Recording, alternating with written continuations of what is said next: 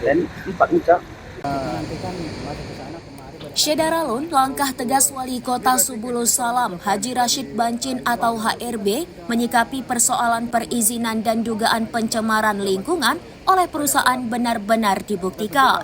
Bukti itu ditandai turunnya tim terpadu Provinsi Aceh ke Kota Subulus Salam pada Jumat 20 Juni 2025 sebagai respon surat Wali Kota Subulus Salam terkait permohonan penutupan sementara operasional PT Mandiri Sawit Bersama atau MSB. Pantauan serambinews.com, tim terpadu Provinsi Aceh turun ke Kota Subulus Salam diawali pertemuan dengan unsur Forkopimda di kantor Wali Kota Subulus Salam. Tim yang dipimpin Asisten 2 Aceh, Dr. Insinyur Zulkifli MSI, turut diikuti Kadis Lingkungan Hidup Aceh, Ahanan SPMM, Kadis Perindak Aceh Insinyur Muhammad Tanwir MM, Kadis Pertanian dan Perkebunan Insinyur Cut Huzaimah MP, serta perwakilan perizinan Aceh.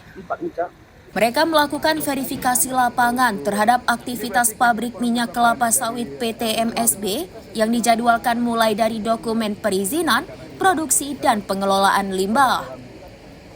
Kegiatan verifikasi ini langsung didampingi Wali Kota Subulus Salam, Haji Rashid Bancin, wakilnya M. Nasir Kombi, serta sejumlah pejabat setempat.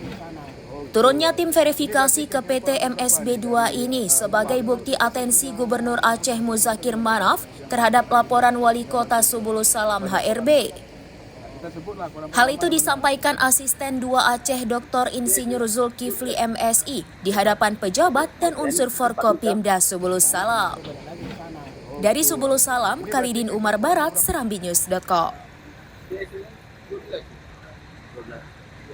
Dan 4 muka. Download Tribun X sekarang, menghadirkan lokal menjadi Indonesia.